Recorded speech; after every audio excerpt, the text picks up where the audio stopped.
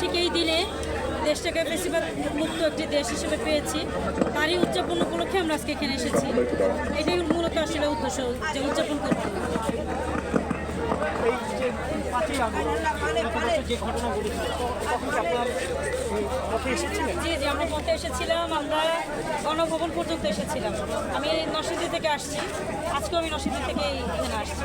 আমার মনে হয় আপনার পুরো পরিবার সাথে আমার পরিবারের সাথে আছে, আমার ছেলে মেয়েকে নিয়ে আমি আসছি। আপনার এই যে নতুন বাংলাদেশ নিয়ে আপনাদের চাওয়া পাওয়াটা একটু জানতে চাই। নতুন বাংলাদেশ নিয়ে আমাদের চাওয়া এটাই যে আমরা সবাই আসেন দেশকে ভালোবাসি এবং দেশের কল্যাণে কাজ করি।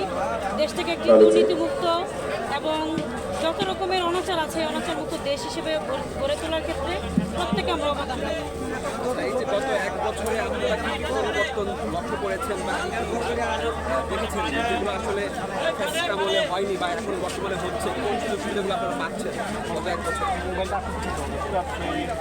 গত এক বছরে এই পরিবর্তন তো অবশ্যই কিছু হয়েছে, তবে যেরকমটা আমরা চেয়েছিলাম হয়তো ঠিক এমন পরিবর্তন হয়নি, কিন্তু কিছু পরিবর্তন এসেছে। যেমন কিছু পরিবর্তনের মধ্যে আমরা যেরকম করে কথা বলার যে স্বাধীনতাটা, মত প্রকাশের যে স্বাধীনতাটা, এবং সেই সাথে নতুন কিছু করতে হবে, কিছু পরিবর্তন আনতে হবে, এই কথা বলার জায়গাটা আমাদের তৈরি হয়েছে।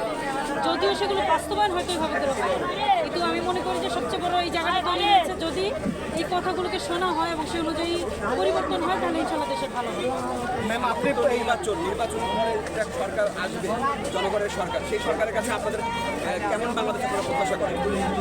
আমরা আসলে নির্বাচন অবশ্যই হওয়া দরকার, দেশের জন্য নির্বাচনটা জরুরি, কিন্তু অবশ্যই খেয়াল রাখতে হবে যে নির্বাচনটা এমন পরিস্থিতিতে না। কিছু মৌলিক সংস্কার আছে, যে মৌলিক সংস্কারগুলো অবশ্যই হওয়া প্রয়োজন, যেগুলো হওয়ার পরে আসলে নির্বাচনটা হওয়া দরকার।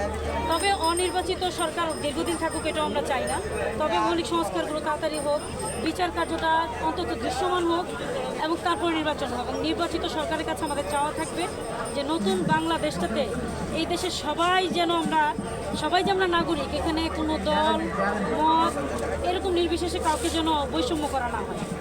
ম্যাম আপনি প্রফেশনাল কিসে আছেন? আমি শিক্ষকতা পেশায় আছি।